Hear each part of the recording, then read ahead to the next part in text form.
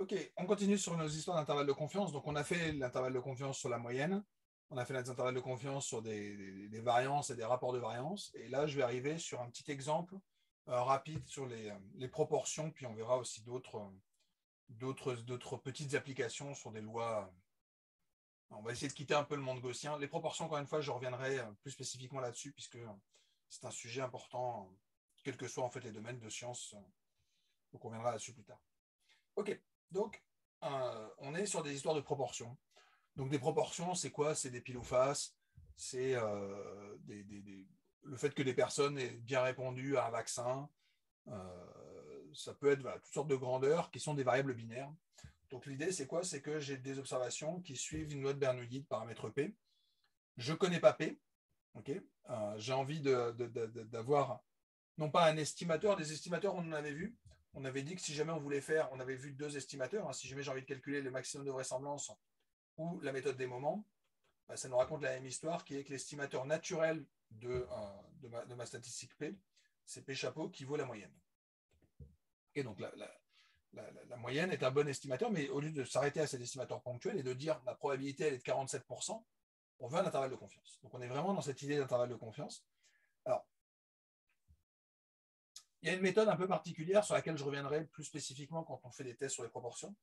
C'est la méthode, la méthode proposée par personne, hein, il y a plus d'une centaine d'années, qui consiste à dire, bah, formellement, notre intervalle de confiance, je rappelle la définition, c'est de dire je cherche un intervalle AB tel que ma grandeur inconnue, θ, euh, θ, va, θ va appartenir à un intervalle de la forme AB avec une probabilité qui sera de l'ordre de 1 moins alpha.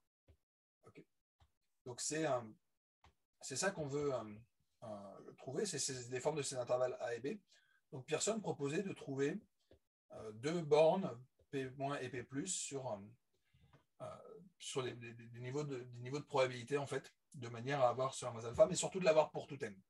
Donc la grosse difficulté, c'est ce pour tout n, puisqu'on voudrait que ça marche avec n petit ou n grand. D'accord. Donc en gros, c'est basé sur des propriétés de la loi binomiale. C'est un peu technique et pas très rigolo, donc je le mets à plus tard. On va faire un cas un peu plus simple, c'est le cas où n est relativement grand. Okay. Donc si jamais n est grand, ben on en a déjà discuté. Si n est grand, on a des méthodes d'approximation, tout simplement, on peut invoquer le théorème central limite. C'est de dire que si jamais je définis S comme étant la somme, donc le nombre de fois où j'ai obtenu des 1 dans mon échantillon de taille n, okay, ce qu'on peut montrer, c'est que en centrant et en réduisant, je devrais à peu près avoir une loi normale. Okay. Donc j'ai ma variable S. Si jamais je centre, c'est-à-dire en enlevant son espérance, l'espérance de S, je vous rappelle que c'est une loi de Bernoulli, une loi binomiale, ça suit une loi binomiale de paramètre NP, son espérance c'est NP. Je divise par la racine de carré de sa variance. La variance de S, c'est NP 1 moins P. Et donc, on sait que S moins NP sur la racine carrée de NP 1 moins P, ça va à peu près suivre une loi normale. Alors, je peux peut-être l'écrire de manière un peu plus élégante. C'est ce qui apparaît à droite. C'est que on a quelque chose qui nous fait penser un petit peu à ce qu'on venait de voir sur l'intervalle de confiance, sur le paramètre mu, et c'est pour ça que j'en parle ici. C'est de dire, ben, si jamais j'avais une loi normale mu sigma carré, on avait dit qu'on prenait la racine carrée de n, y bar moins mu divisé par la racine carrée de sigma 2. Voilà. Et ça, cette chose-là, ça suit une loi normale n0. Donc nous, c'est à peu près pareil. La seule petite subtilité, c'est que déjà, ce n'est pas exactement une loi normale. Donc c'est un peu ce qu'a raconté ici, c'est le fait qu'on ait à peu près une loi normale. Donc je cache ici des théorèmes de maths asymptotiques, mais à peu près on a une loi normale. Okay. Et c'est caché dans le fait que n est grand, donc c'est bon. À partir du moment où j'ai suffisamment d'observations, ça suit à peu près effectivement une loi normale.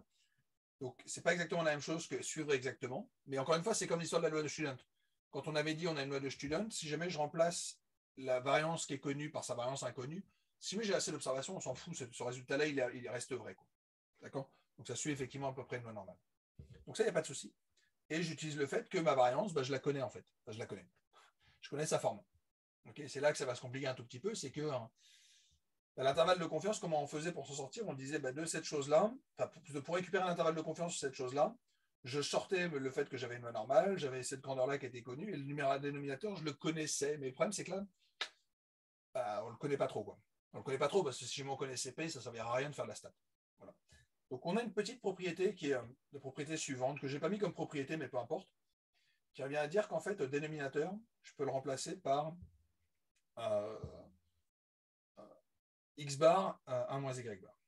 Okay, donc ça, c'est une petite propriété qu'on a sur des histoires d'approximation, c'est qu'en fait, je peux remplacer le dénominateur qui était une variance par sa variance approchée. Et là, dans ces cas-là, on est content. C'est que là, tout d'un coup, on se retrouve avec quelque chose qu'on maîtrise, c'est que cet objet-là, que j'appelle Z, va nous permettre de dire, OK, je peux construire mon intervalle de confiance, tout simplement parce que P, c'est y bar moins Z, racine carrée de y bar 1 moins y bar, divisé par racine carrée de n. Donc on retombe sur des choses qu'on maîtrise relativement bien, puis là, je vais récupérer mes quantiles. OK, Z, il est compris entre deux valeurs avec une probabilité de 95%. Donc cette transformation-là va rester dans la même probabilité, avec la même probabilité dans les valeurs transformées de mes deux bornes. Okay, donc c'est vraiment juste ça qu'on va exploiter par la suite. Donc je vais essayer de vous l'illustrer un tout petit peu, juste pour vous montrer, est-ce que cette approximation elle a du sens. Donc est-ce que les deux écritures, les deux résultats qu'on a là, le fait que x bar moins p divisé par les vraies probabilités racine carrée de p1 moins p, ou alors en remplaçant par des estimateurs, ça suit les mêmes lois. Bon, on peut le faire. Voilà. Si jamais on n'est pas convaincu d'un résultat de maths, on fait des simulations. Okay, donc voilà mon résultat que je vous donne. Je ne vous le prouve pas, je ne vous le donne même pas en fait. Mais on va l'exploiter. Donc je vais m'amuser à tirer plein de scénarios. D'accord. Donc je me donne un n qui est relativement grand, en tout cas plus que 100, 256 observations. J'ai une vraie probabilité qui vaut 4%, enfin 40%, pardon.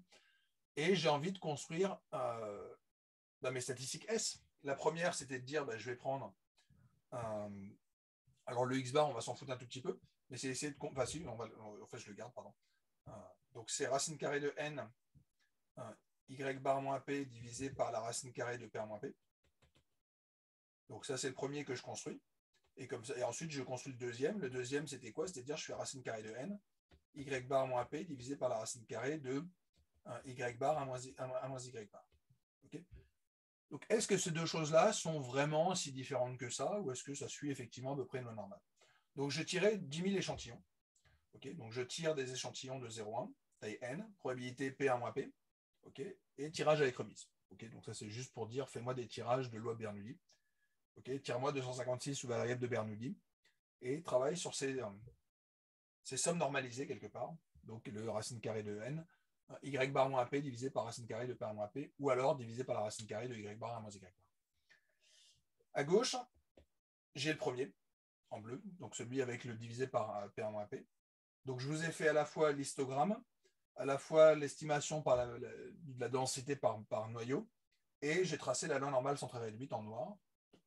C'est la même chose, quoi. Donc effectivement, avec 256 observations et une probabilité d'ordre de 40%, on peut admettre effectivement que S suit à peu près une loi normale. À droite, je vous le fais en remplaçant par P1-P, okay, au dénominateur, enfin pardon, Y bar 1 moins Y bar au dénominateur. Là aussi, c'est la même chose. J'ai mon histogramme en rouge clair. En rouge, on a la densité estimée par noyau, donc sans aucune hypothèse de loi. Et en trait noir, j'ai une loi normale sans trait réduite. On voit que ça correspond. Donc, ce résultat, enfin, ces deux résultats ont du sens. Okay, je ne vous les ai pas prouvés, mais voilà, par simulation, on voit que ça marche. Effectivement, ces deux grandeurs, ils se prennent loi normale. Donc, on peut se lâcher maintenant. On construit notre intervalle, le premier intervalle de confiance. Donc, c'est ce qui s'appelle l'intervalle de confiance de Wald. Quand on a une loi Bernoulli de paramètre P. Donc, on utilise le fait que cette grandeur-là suit à peu près une loi N01. Et donc, je me contente de remplacer, en fait, d'extraire de cette grandeur-là la valeur P. Donc, P va être égal à, toujours la même chose, x bar, plus ou moins, moins z multiplié par la racine carrée de y à moins y divisé par racine de n. Et comme z, il suit une loi N01, je peux récupérer les quantiles de ma loi normale. Et donc, on récupère exactement la même chose que ce qu'on avait auparavant, c'est-à-dire le fait que l'intervalle de confiance pour P de niveau 1 moins alpha, c'est P chapeau, plus ou moins mon quantile de loi normale, on va dire 1,56. Okay, donc, on a notre quantile de loi normale qui va être associé au Z. Okay, j'ai en haut mon dénominateur qui est associé à cette grandeur-là, puis j'ai mon racine de n. Donc, on est exactement sur les mêmes types d'intervalles de confiance que ce qu'on avait eu quand on avait fait des lois normales, en fait. Okay, la seule chose, c'est que je n'ai pas exactement une loi normale, mais comme j'ai du théorème central limite et la loi des grands nombres, j'ai à peu près une loi normale et donc ça marche. Okay, donc ça, c'est l'approche qu'avait proposé Wald, et c'est ce qu'on retient classiquement comme intervalle de confiance. Alors quand est-ce qu'il marche? Il faut au moins 50 observations, il faut au moins une dizaine de oui, une dizaine de non, une dizaine de 0, une dizaine de 1. Okay, donc après, on peut faire des petites corrections, on en parlera peut-être plus tard, mais voilà. En gros, cette méthode-là marche. Si vous faites un sondage avec 1000 personnes et que vous n'êtes pas sur des probabilités d'événements rares, c'est ça que nous racontent ces deux propriétés. Okay, si vous vous intéressez à des probabilités de l'ordre de 10%, ben dans ces cas-là, vous êtes content, cette méthode-là marche bien. Okay, donc petit exemple, petite application. On a envie de faire un... On a une élection, on a la possibilité de voter entre deux candidats, A et B. Okay, on a 100 personnes, donc n est égal à 100. On n'a pas P, c'est le principe de la loi Bernoulli. Donc les gens votent soit pour A, soit sur B. Donc nous, ce qui nous intéresse, c'est le vote pour A. Okay, donc je vais définir YI comme étant est-ce que cette personne-là va voter pour A. Donc soit c'est 0, soit c'est 1. Okay.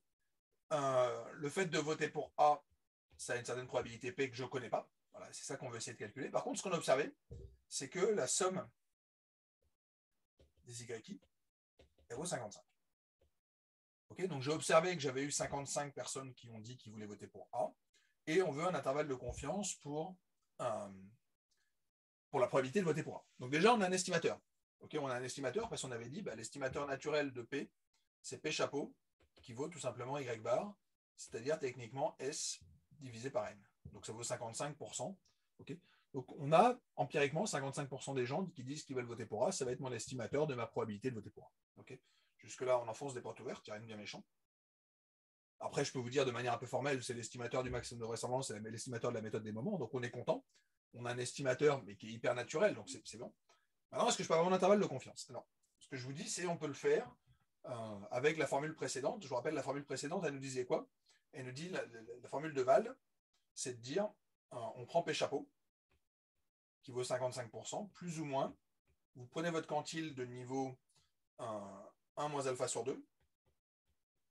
Alors, on ne dit pas le pourcentage, mais j'imagine que le pourcentage par défaut, on va le mettre à 95%. Donc, ça veut dire que alpha vaut 5%. Donc, cette grandeur-là vaut 1,96. Et je multiplie au numérateur par la racine carrée de P chapeau 1 moins P chapeau. Et je divise le dénominateur par la racine carrée de 100. Okay, et je remplace P chapeau par sa valeur numérique, c'est-à-dire techniquement 55%. Si vous faites le calcul, vous allez voir que votre intervalle de confiance, c'est 45%, 65%. Voilà. Donc, on n'est pas trop confiant du fait que A va gagner. Okay, on est un peu au-dessus de 50%, mais il y a quand même, voilà, on a quand même un intervalle qui est relativement grand, puisque ce que ça nous dit, c'est que on a ici 55%, et l'intervalle de confiance va être tout simplement 45-65. Okay, donc on est quand même sur un intervalle avec plus ou moins 10 points. Okay, donc c'est quand même assez énorme. Okay, mais voilà, sans observation, c'est pas énorme. Donc, c'est pour ça que quasiment tous les sondages utilisent plutôt 1000 observations que 100. Okay, et j'ai mon intervalle de confiance qui est donné explicitement par encore une fois, j'ai un test de proportion qui est proposé sous R, mais j'aurais pu faire un t-test, ça aurait été à peu près la même chose. On oublie la p-value parce que je n'ai pas encore parlé des tests, mais au moins j'ai mon intervalle de confiance à 95%. Okay, alors, juste pour info, sur les lois binomiales, il existe des milliers de manières de construire des intervalles de confiance et j'en parlerai un tout petit peu dans une capsule, là encore, pour ceux qui veulent aller un peu plus loin dans le cours et qui veulent comprendre un peu ce qui se passe. Il y a pas mal de méthodes qui sont proposées, donc en particulier, nous on vient de voir Wald. Okay, donc la méthode de Wald, effectivement, nous donne 45-65. Et on voit que toutes les méthodes sont relativement cohérentes entre elles. Okay, je parlerai un tout petit peu d'Agresti. Agresti va considérer une petite correction, c'est-à-dire qu'au lieu de travailler avec P chapeau, qui était S sur N, il va proposer de travailler sur S plus 1 divisé par N plus 2, dont j'avais déjà parlé un tout petit peu quand je vous parlais de la construction d'estimateurs. Puis après, on a toutes sortes d'intervalles sur lesquels je reviendrai peut-être un petit peu plus tard, donc dans la partie 12. OK. Donc, on a ces proportion confidence interval. Donc, si jamais vous avez besoin de travailler spécifiquement sur les proportions, sachez qu'il y a des méthodes qui existent. Je vais te faire une petite pause, puis on va rembrayer sur la loi géométrique et d'autres types d'intervalles de confiance.